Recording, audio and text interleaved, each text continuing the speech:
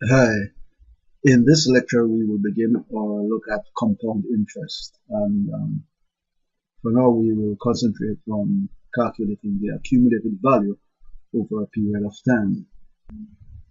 But just before we look at compound interest per se, let's review simple interest. Let's suppose we have a deposit of $1,000 and we're making interest at the rate of 2% per year. Well, this is very easy to calculate. After the first year, you'll have made $20. Then after the second year, you'll have made another $20. In other words, every year you make $20. That is, the balance increases by the same amount every year. In this case, by $20. If we follow this, we see that by year 14, the balance will be $1,260. If we were to plot this with the balance on the vertical axis and the years on the horizontal, we see we get a straight line. So whenever the balance grows by the same amount every year, the growth will be said to be linear. And notice this is a straight line. So keep that in mind. Simple interest is linear. Now let's look at compound interest. What we do in compound interest is that every year we find 2% of the previous balance. So now we don't calculate every year 2% of 1,000. We calculate 2% of the previous balance. So in this case, after the first year, there is no difference in the accounts. But now for this year, here we calculate 2% of 1,000 and add it to 1,020. Here we calculate 2% of 1,020 and add that to 1,020. So as you can see, this grows a little bit more. So every year for compound interest, the balance grows by the same percentage, whereas for simple interest, every year it grows by the same amount. So this grows by $20 every year, while this grows by 2% every year. So to this year, we'll add what? The same $20. To this year, we add the same $20. However, to this year, we add what? 20% of this value. And then to this year, we add 20% of this value. Of course, by the time we reach year 14, we can see that there's a little difference. Not too big enough that you can see. Here we see the two plots. This gives us the simple interest, which is a straight line. And here we have the compound interest, which is a curve. But at 2%, and on this scale, you can't see. However, if we were to try, say, 20%, notice now this grows even faster. Right?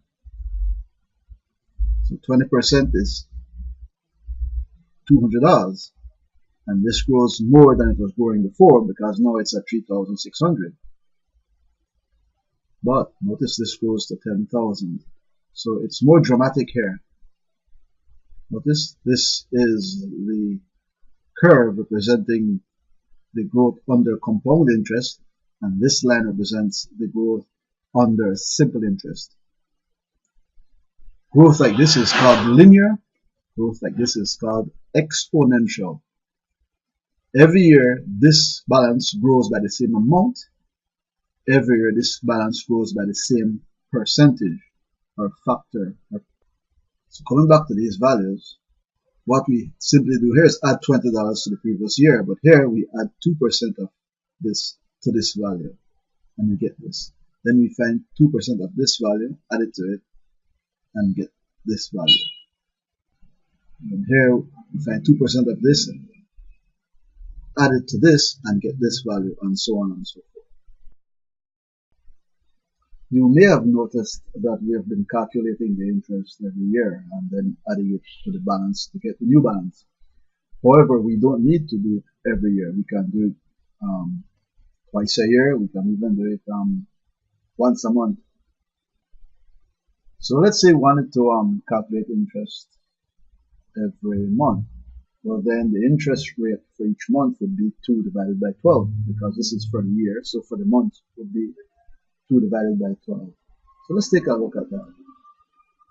2 divided by 12 gives us approximately 0.17%. So I won't go into how I got these values. We look at that at the end of this lecture. But what you want to see here is that, notice at the end, at the end of the first year, because I calculated the interest every month, I now have a little bit more money. And if we come right down to 14 years, notice that at simple interest I have 1,260. At compound interest, compounded once a year, I have $1,293.61.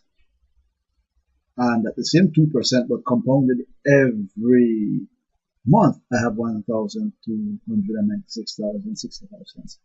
So obviously, you make more money if the interest is compounded every month instead of every year. But notice, we're not compounding it at 2% every month. We take this 2% and divide it by 12 to give us 0.17%.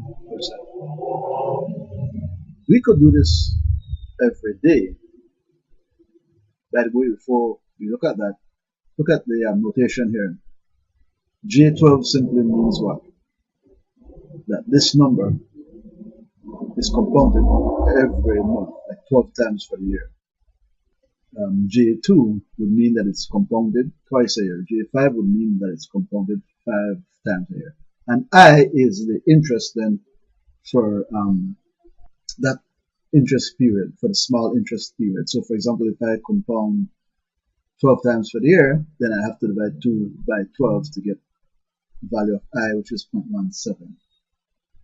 Here the nominal interest rate is 20%, compounded 12 times a year. So at 20%, then interest for each period is going to be 1.67, and obviously, as you can see here, we make more money, right? But that's because it's at 20%. And here we can see the differences. Right? So I'm using 20% just to show the difference. So at 2%, these curves would be very close to each other. You barely see the difference. But at 20%, you do see some difference. What I want you to take from this, however, is that even at 20%, if I went now to compounding every day, the next curve would not be much higher than this. And then if I compounded every hour, it wouldn't be that much higher. So there's a limit to how much you gain by increasing the rate at which you compound interest. So back to our 2% here, and compounding 12 times a year. See what we have here. So let's increase this now to every day. So it's J365. It could be approximate, and you could use 360, but here I'm using 365. So I just stuck the extra values on the side here. So notice this is simple interest. This is compounded, but once a year. This is compounded 12 times per year, and this is compounded 365 times per year. So notice there is a little increase from 1296.65 to 1296.92. So that's 27 cents gain over 14 years. So what you should go thinking about is, well, what would happen if we compounded 500 times a year, 1,000 times a year, 1,000,000 times a year, 1,000,000,000 times a year, 1,000,000,000,000 times a year? Where does this go? So we will see that very shortly. By the way, the symbol we use for this number, which is how many times we convert or compound the interest every year, is M. So sometimes you'll see J to the M. So look at these and pause this video and make sure you understand these. So I've discussed all of these already. So here are some important formulas. This is giving you the accumulated value after a certain number of conversion periods or compounding. So this is the interest for each one of those periods. Remember, this interest for the period is given by Jm, which is the nominal interest for the year, divided by the number of conversion periods we have in a year. So if we're converting, let's say 12 times a year, and it's 15% per year, so it would be 15% divided by 12. That would give you the interest rate for 1 month. And of course, n would be the number of conversion periods, in this case, the number of months.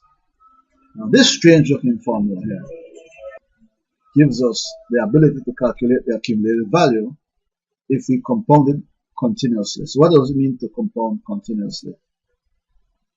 Well, let's say we, instead of compounding every hour, we compound it every minute, every second, every millisecond, every microsecond. You see where I'm going? In other words, we're just compounding continuously with no gap between one compounding and the next. Now, that may be a bit hard to visualize, but just get the sense that if you went compounding from once a year, once a month, once a day, once an hour, once a minute, once a second, once a millisecond, if you took that right down, if you took the time interval right down to 0, this is the formula you get. Where so this is the accumulated value, this is the principal, and this is E, which is about 2.71, raised to the nominal interest rate.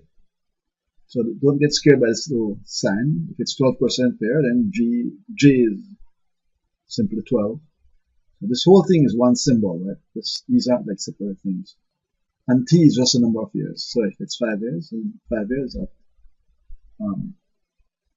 this interest rate per year compounded continuously. And that will give us the answer. So we look at examples of these as we move to the next video. So that's it for this video.